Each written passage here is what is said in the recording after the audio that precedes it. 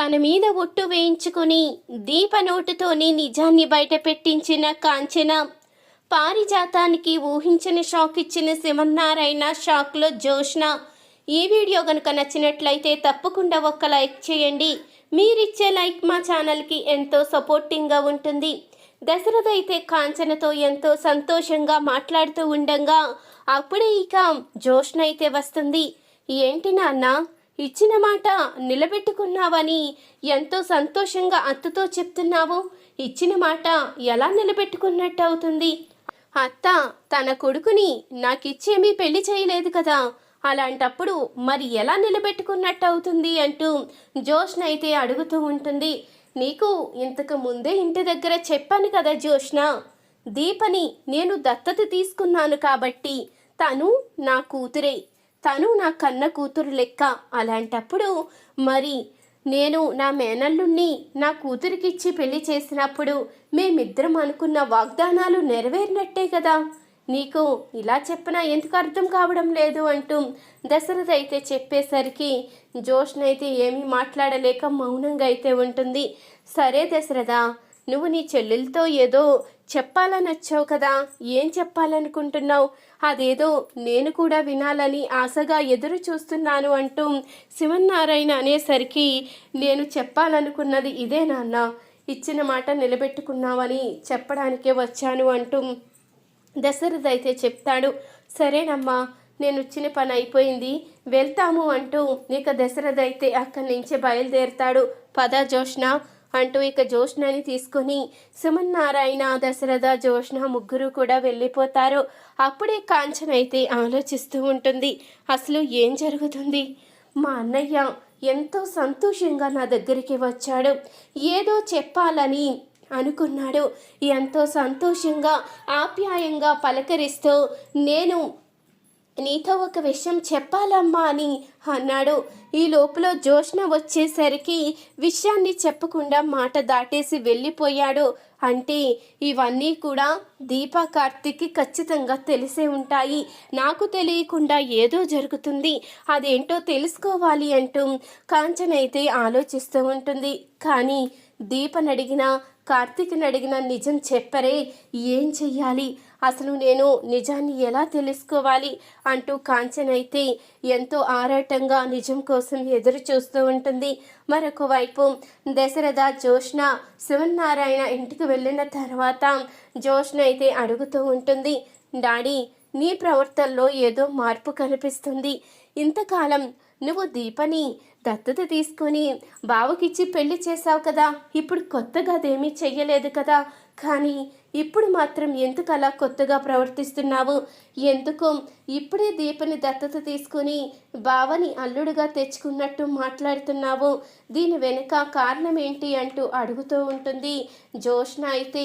అప్పుడే ఇక దశరథ అయితే చెప్తూ ఉంటాడు, కొన్నాట్లకి కొన్ని కారణాలు ఉంటాయమ్మా, అన్నీ బయట పెట్టలేము కదా, బయటపడే రోజు వచ్చినప్పుడు అవే బయటపడతాయి, అంతవరకు ఎందుకమ్మా ఆరాటం అంటూ ఇక దశరథ అయితే చెప్పి వెళ్ళిపోగానే ఆ మాటకి అర్థం ఏంటో జోష్నాకైతే అర్థం కాదు.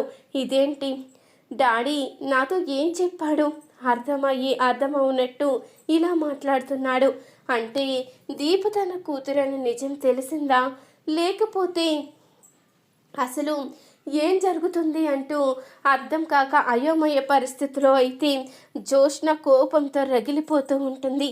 ఏంటి అంత కోపంగా ఉన్నావు? అసలు నీ పొజిషన్లో నేనుండాలి, ఈ కోపం నాకు రావాలి, నేను నార్మల్గానే ఉన్నాను, నువ్వు మాత్రం కోపంగా గింజుకుంటూ ఉన్నావు, అసలు దీనికి కారణం ఏంటి అంటూ అడుగుతూ ఉంటుంది. ఈ పారిజాతం అయితే సర్లే గ్రాని, నీకు ఏం చెప్పినా అర్థం కాదు, నన్ను వదిలే అంటూ ఇక జోష్న అయితే కోపంగా వెళ్ళిపోతుంది. ఇంతలో ఇక కాంచన అయితే ఆలోచిస్తూ ఉండగా దీప్ అయితే వస్తుంది. అత్తయ్య కాఫీ అన్నా కావాలంటూ అనగానే నిన్ను నేను ఒకటి అడగాలి అనుకుంటున్నాను, చేస్తావా అంటూ కాంచన అయితే అడుగుతూ ఉంటుంది.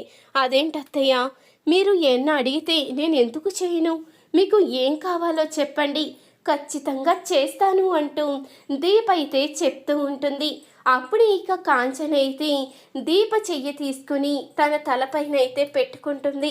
ఇప్పుడు చెప్పు దీప, నేను ఒకటి అడుగుతాను, నువ్వు చేస్తాను అన్నావు కదా, ఇప్పుడు నీ మాట నిలబెట్టుకో. నా మీద ఒట్టు వేసి నిజం చెప్పు. నిన్న అన్నయ్య ఏం చెప్పడానికి వచ్చాడు? నువ్వు అబద్ధం చెప్తే నేను చచ్చినంత ఒట్టి, తర్వాత నీ ఇష్టమంటూ కాంచన అయితే అనంగానే, ఎంత పని చేశారు అత్తయ్య, నా నోట మాట రాకుండా చేశారు. ఇప్పుడు నేను ఏం చెప్పాలి? మీతో నిజం చెప్పలేను, అలాగని అబద్ధం చెప్పలేను. ఇప్పుడు నా పరిస్థితి ఏంటి బావా అంటూ ఇక కార్తీక్ వైపు అయితే చూస్తుంది దీప. చూడు దీప, నువ్వు వాడి వైపు చూడడానికి వీల్లేదు. నా కళ్ళల్లోకి చూసి నువ్వు నిజం చెప్పాలి. మీ అత్తగారికి నువ్వు ఏమాత్రం విలువిస్తున్నా నువ్వు నిజం చెప్పాలి అంటూ కాంచన అయితే ఇక నిలదీసేసరికి తప్పనిసరి పరిస్థితిలో ఇక నిజాన్ని అయితే బయట పెడుతుంది దీప.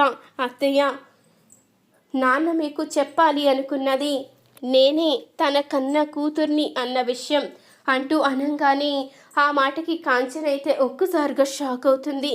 ఏంటి దీప నువ్వు చెప్పేది?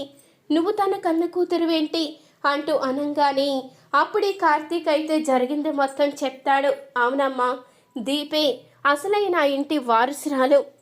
పారు కుట్ర వల్ల దీప ఆ ఇంటికి దూరమై కుబేరు గారి దగ్గర పెరిగే పరిస్థితి వచ్చింది అంటూ ఇక జరిగింది మొత్తం చెప్పంగానే అప్పుడే కాంచన అయితే కోపంతో రగిలిపోతూ ఉంటుంది. ఏంటి, మా పిన్ని ఇంత దుర్మార్గానికి ఒడగట్టిందా? అంటే దీపే అసలైన వారసురాలు, అంటే నా మేనకోడలు. అందుకే అన్నయ్య సంతోషంగా వచ్చి, అమ్మ నువ్విచ్చిన మాట నిలబెట్టుకున్నావమ్మా అంటూ ఎంతో ఆప్యాయంగా మాట్లాడాడు. ఈ విషయం చెప్పేలోపే ఆ జోష్న వచ్చేసింది కాబట్టి ఈ నిజాన్ని బయట పెట్టలేకపోయాడు. అన్నయ్య, ఇప్పుడు నాకు చాలా సంతోషంగా ఉందన్నయ్య. ఇన్ని రోజులుగా నీకిచ్చిన మాట నిలబెట్టుకోలేకపోయాను అన్న బాధలో ఉండేదాన్ని, కానీ ఇప్పుడు ఆ బాధ లేదు, చాలా ఆనందంగా ఉంది. దీప, నువ్వు నా మేనకోడలువా, చాలా సంతోషంగా ఉంది దీప అంటూ ఎంతగానో మురిసిపోతూ ఉంటుంది కాంచన. ఇంతలో ఇక కాంచన దగ్గరికి వచ్చిన శివన్నారాయణ అయితే ఈ మాటలన్నీ వినేస్తాడు. ఏంటి, పారిజాతం ఇంత కుట్ర చేసిందా? తనని వదిలిపెట్టకూడదు అంటూ శివన్నారాయణ అయితే కోపంగా ఇంటికైతే వెళ్ళిపోతాడు. అప్పుడే ఇక కోపంగా వెళ్ళంగానే ఇంతలో పారిజాతం అయితే ఆలోచిస్తూ ఉంటుంది. ఒక్కసారిగా శివన్నారాయణ అయితే పారిజాతం గొంతు అయితే పట్టుకుంటాడు. ఎంత మోసం చేశావే, నా మనవరాలని మార్చేసి నీ మనవరాల్ని ఆ ప్లేస్లో పెట్టి నా మనవరాలు అనాథ అయ్యేలా చేశావు. తనకి ఎన్నో బాధలు కలిగేలా చేశాము. తనని ఎంతోమంది అవమానించినా తాను మాట్లాడలేని పరిస్థితికి తీసుకువచ్చావు. నువ్వింత మోసం చేసిన దానివి, బ్రతికే హక్కు లేదు అంటూ శివన్నారాయణ అయితే పారిజాతం గొంతు అయితే పట్టుకుంటాడు.